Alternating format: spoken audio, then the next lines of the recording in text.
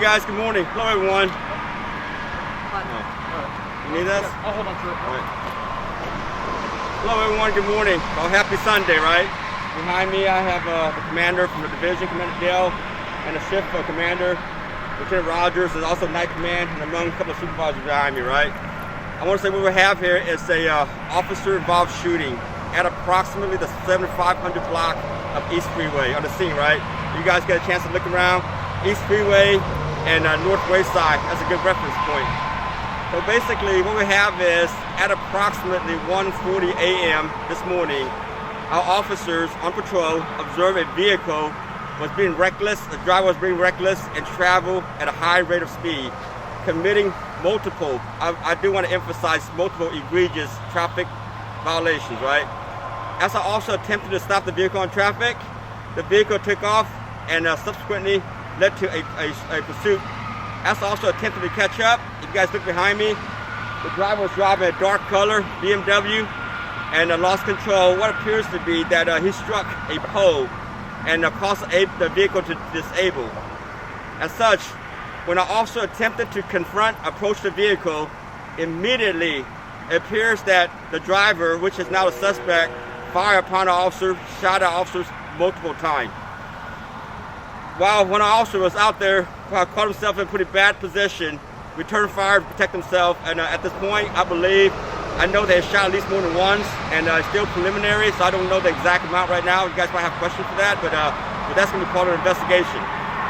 Then the suspect began evading on foot, started running from our officer, and as you can tell, look behind me or next to me, right? This is a pretty densely populated neighborhood. You can imagine how dangerous this is going to be with a armed felon running with a loaded pistol, just shot our officer, right? So our officer began chasing him, and at the time, after a short foot pursuit, our officer was able to take him into custody. It is extremely fortunate. It is extremely fortunate for the fact that no one was seriously injured. The only injuries we have this time was one of our officers, when the suspect shot at our officer, it appeared that the debris from the shattered window caused a minor abrasion and damage, injuries to his hand. This is all the injuries that we have at this point. We are extremely fortunate for the fact that everything is safely resolved with no further incident. Most importantly, I want to thank the citizens out there. Actually, one of the citizens witnessed the suspect as he was running, evading from the officer, threw the pistol over the fence. As such, we were able to recover that pistol at this time. All right? And at this moment, I would like to open up for any questions. How many officers were in the vehicle? Was it two? So it's a 2-officer, unit. So there are 2 officers in that vehicle. Only one officer discharged his firearm. And I will say this. I know my chief is going to address it down the line, and based on what I gather up to this point, the information I do have in front of me right now, it is believed the suspect is out on bond on a couple of felony warrants. This is what I know so far, right? The suspect do have a pretty lengthy criminal history, right? And I will say this before I end.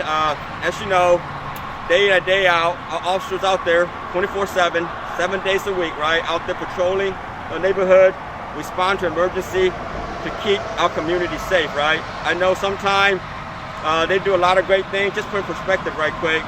We run an average of like 1 million calls every year. And put in perspective a number that we have in proportion to the officer, right? So they run a lot of calls. Often, they don't get recognized for the good stuff they do. So what I call it is either they get like somewhat unappreciated sometime, underappreciated, right?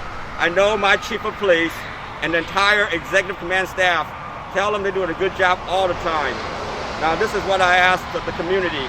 In the event that you see some of my officers out there working those night shift at a gas station, taking a break, or eating at a fast food restaurant, right? Night shift, that's the only thing that's open. I just want you guys to walk up, just say, hey, thank them for what they do and thank them for the service. It's gonna be so much. It's gonna be so much coming from the community that they're serving. To let them know that, you know what, people truly, truly appreciate what they do. That'll go a long way, and I appreciate it as the chief. So thank you, guys.